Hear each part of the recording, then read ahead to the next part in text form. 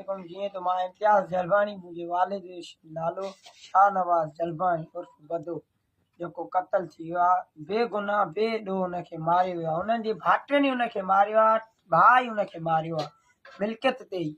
जेका चाचो मुनवर राति बयानु ॾिनो आहे त माना मूंखे गोली हणी इहो ॿी ॻाल्हि त असां हिनखे असांजो कहिड़ो गुनाह कयो आहे। हिन जॾहिं हिन वालिद साहिब असांखे मारियो असां ॿधराए सघूं पिया उन वक़्तु हिनखे कुझु न कयोसीं। हिन जो पुट जो नामालूम में नालो आहे, उहो बि असां हिन जी इज़त जे करे ही बीमार आहे, रत जो कैंसर अथसि, जंहिंजे करे असां उहो नालो बि न ॾिनो आहे। मतां चाचे खे कुझु थिए जंहिंजे बावजूदि हे माना असांखे दॿाए थो। फाइक वारो सोट जेको आहे हिनखे पैसा ॾेई हिनखे चवे थो हर ॻाल्हि तूं कर, बाक़ी ख़र्च मुंहिंजा तोखे मामा ॾींदा, मुंहिंजा पैसा पिया अथनि।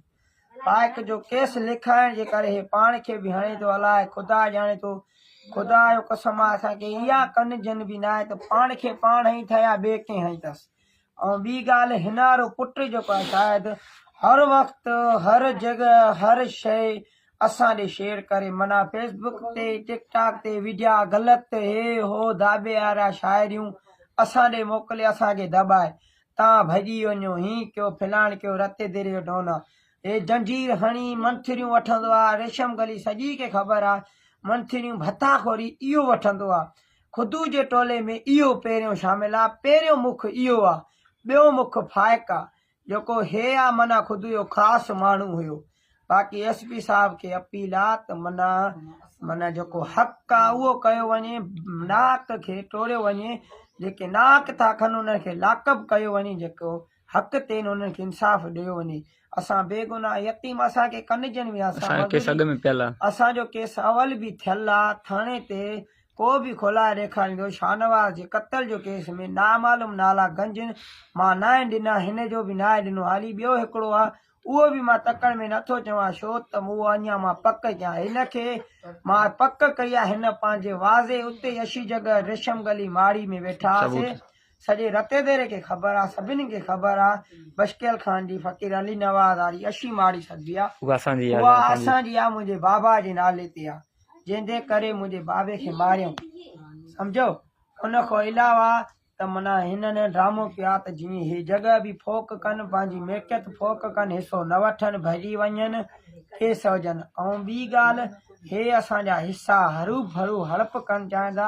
हिन चाचे जो न हिसो आहे न कुझु, सोट मार फाइक आहे, उन जे मसइले जे करे सभु थिया आहिनि।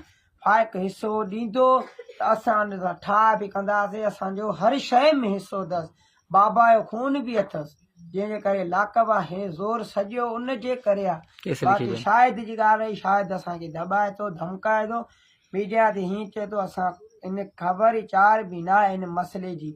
बाक़ी ॿिए जेके आहिनि उहा बि ख़बर न आहे त असांखे केरु अथसि केरु न अथसि, असांखे कनजनि ई न, असांजे मलाइकनि खे बि ख़बर न आहे के हई अथसि गोली कीअं न हई अथसि। अहमद चौधरी साहिब खे बि माना अपील आहे, अर्जी फरियाल खे अपील आहे, IG खे, DIG खे, ज़रदारी साहिब खे, बिलाल साहिब भुट्टे खे, सभिनि खे अपील आहे इन माना केस जी मालूमात कई वञे, इहा गोली लॻी वई आहे या हई वई आहे सॼी ख़बर पइजी वेंदी। असांखे कन न ॼण, असां मज़दूर माण्हू आहियूं, असां इन्हनि मां ॼाणियूं ई न। असांखे वॾनि पढ़ाई सेखारी, ॿियो इज़त सेखारी, इहा लोफरनि वारा कम ई न सेखारिया वॾे। जंहिं वजह खां माना हो चवनि था मन अचनि, असांजी हे वाट आहे, सभु सां असां ॿाहूं ॿधे मिलंदा आहियूं। असां बाबा ग़रीब आहियूं, असां वालिद साहिब जो केस ई घणो माना न हलायो आहे त मतां को शैतान उथे असांखे दॿाए जे करे।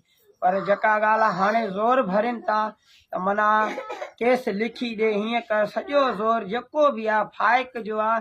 फाइक जो मामो जेको आहे हिन सां ॿधियलु आहे, शोएब नालो अथसि, सॼी ॻाल्हि उन जी आहे, उहो थो कराए, सॼा मसइला उहो पैसा ॾियसि थो, हे पटियूं वग़ैरह सभु उहो थो कराए चाचे मुनवर जी।